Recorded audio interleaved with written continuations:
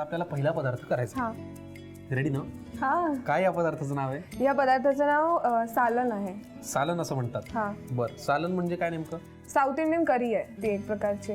South traditional जसं आपण म्हणतो ना बर, तशी तशी traditional आपल्याकडे curry. कढी असते, तशी त्यांच्याकडे कटाची curry. आमटी असते, तसं हे सालन आहे. तशी Perfect. त्यांच्याकडे हा. ग्रेव्हीचा पदार्थ आहे. Correct. मग हा आपण कशासोबत खाऊ शकतो सालन?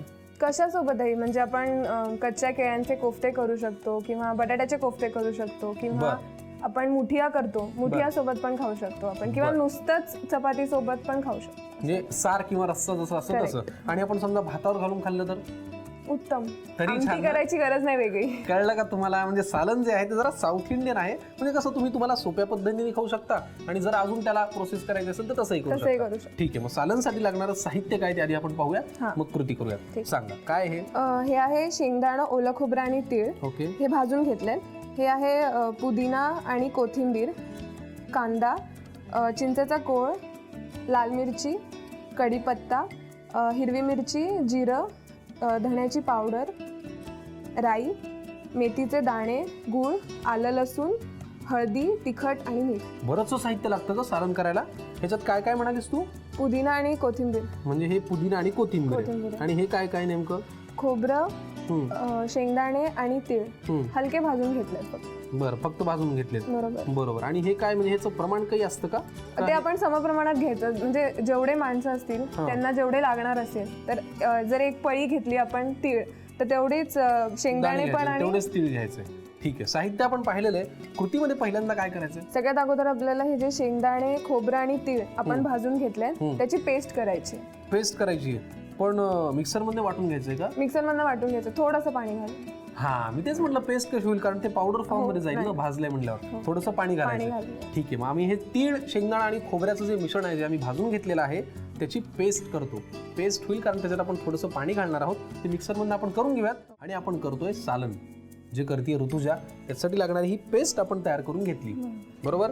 विश्रांतीमध्ये आम्ही तयार करून घेतली, ज्याच्यामध्ये शेंगदाणे आहेत, ओलं खोबरं आहे, तीळ आहेत आणि हे सगळं भाजलेलं होतं. थोडंसं पाणी घालून केली आहे पेस्ट. काय करायचं आता पुढे? आता तेल घालायचं अगोदर. बर, घ्या. काय करायचं आता पुढे? आता मोहरी घालायची. आता मोहरी घालायची. मोहरी तडतडली आहे. पुढे काय? आता लाल मिरची घालायची. बर.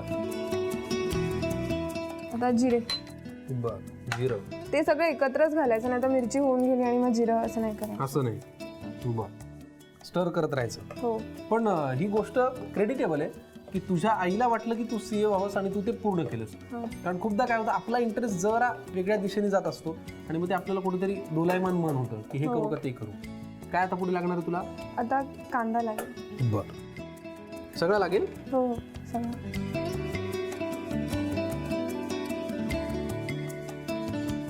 थोडंसं मीठ. बर. मीठ आत्ताच घालायचं? हा, कांदा पटकन शिजतो मीठ घातल्यावर. अच्छा. कढीपत्ता. कढीपत्ता आणि पुदिना नाही? फक्त कढीपत्ता. बर. कोथिंबीर सोबत पुदिना.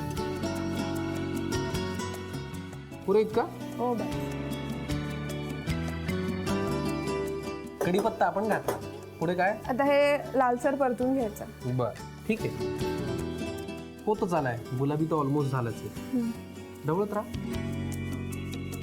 आता हा कांदा परतून झालाय. बर. आता आपल्याला सगळे आपले इंडियन मसाले घालायचे. इंडियन मसाले. म्हणजे सर्वात आधी हळद. हळद. बस. पुरे? पुरे. त्याच्यानंतर हिरवी मिरची. हिरवी मिरची. बर. सर्व घाला. त्याच्यानंतर तिखट. तिखट. चवीनुसार, जसं कोणाला तिखट हवी असेल तर. बरोबर. ते पण ओरिजिनली सालन हा पदार्थ कसा आहे, तिखट आहे की नाही, मीडियम. मीडियम? अजून तिखट लागायचं. अजून लागेल. त्याच्यानंतर परतत राहा, धुराड येईल. पुढे? त्याच्यानंतर धणे पावडर लागेल. धणे पावडर. हा. ओके. लसूण आणि आलं ते किसून घ्यायचं. किसून घ्यायचंय? बर. मी तुला मदत करतो मग आता बरीच. आधी आलं घालायचं की लसूण? कसंही.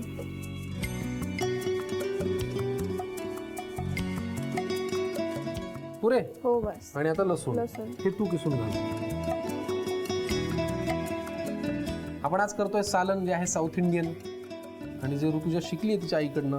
नाही, इंटरनेटवरनं शिकली आहे. इंटरनेट ही सुद्धा आता शोधाची जननी झाली म्हणून मी आई म्हणलं ग. ऍक्च्युली आता कुकिंग कॉम्पिटिशन जरी आपण बघितले ना तरी ते लोक म्हणजे असे असे एक एक प्रॉप सांगतात की म्हणजे ट्रेडिशनल आपण बघायला गेलं तर आपल्याला ते मिळणं शक्य नाही.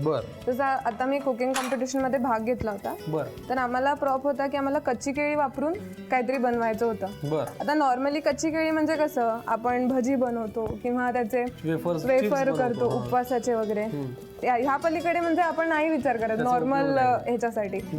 तर मग ह्या सगळ्यांसाठी आपल्याला इंटरनेट यूज करावंच लागतं कारण कुठून मग रेसिपी शोधणार. बरोबर.